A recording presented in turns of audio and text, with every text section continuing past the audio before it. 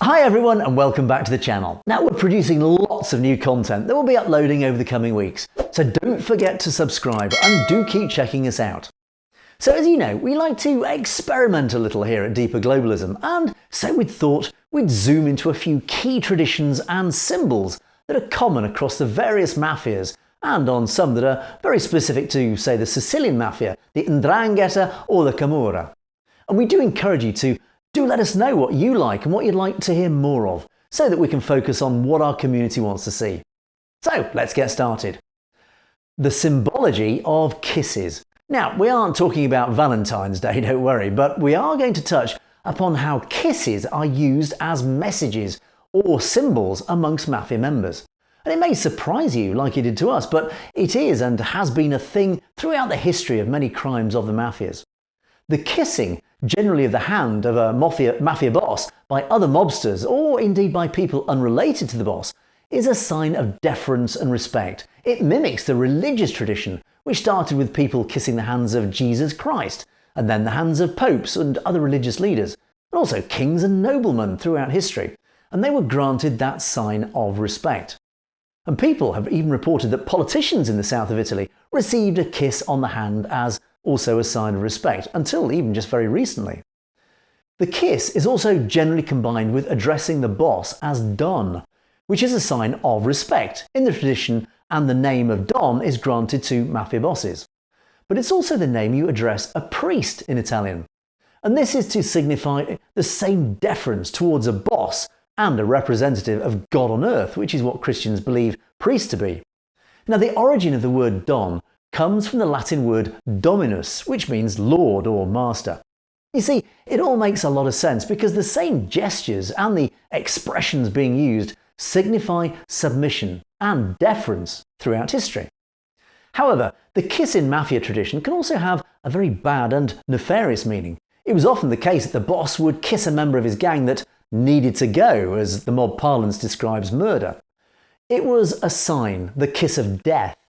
And nobody can forget the scene in Godfather Part 2 of the kiss of death between Michael Corleone and his older, yet much weaker brother Fredo, who'd betrayed the family and thus had to be killed. So more on kisses. And once a junior mafia member is inducted, he'll kiss the other members twice on the cheeks, and will, however, kiss the top member 3 times. The kiss on the forehead for the Sicilian Mafia indicated a blessing, most often to the new boss from the old one, as a sign of an orderly transition. Or lastly, the kiss a mafia member who's been arrested gives to close relatives, and that signifies they will not cooperate with the police and that the person they kissed is a guarantor of that promise, and of course will be the first to bear the consequences if the oath is broken. Now, the overlap between mafia and religious traditions is very significant. We may create actually a more detailed video on that, and if you do want to see it, do absolutely let us know in the comments below. But a few items worth mentioning here are, first, the oath ceremony. Now, we've mentioned this in several videos, including the most recent one on the Sicilian Mafia traditions, and you should absolutely check that one out. When you become a member of the Mafia by having your blood drop onto a religious image of a saint, then it ends up being burnt whilst the new member repeats an oath. Now, the ceremony itself is fairly religious in its setting, and a number of reports tell us that new members will often take the oath in a makeshift chapel or shrine with numerous religious symbols that reinforce the professed sanctity of the induction.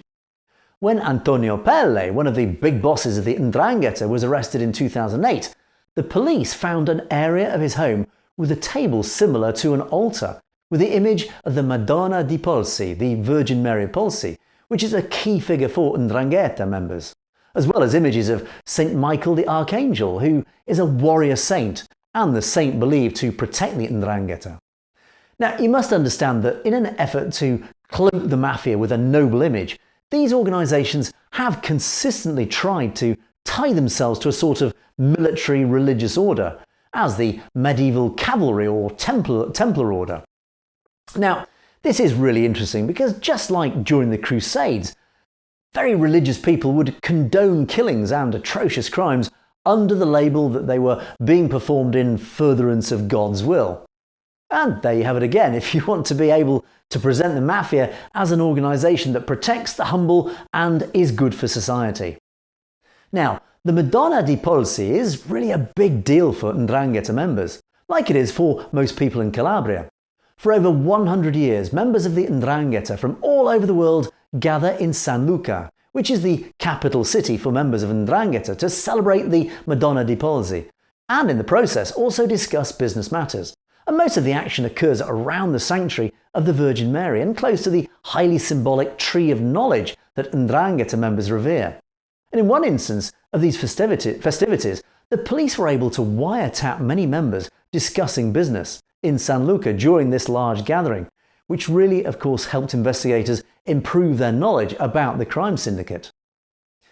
Now, rituals also come into play in connection with murders and the way those murders or punishments are perpetrated, and they give a message to the broader community as to the reason for the punishment, and it also acts as a warning to everybody who hears about the murder or punishment.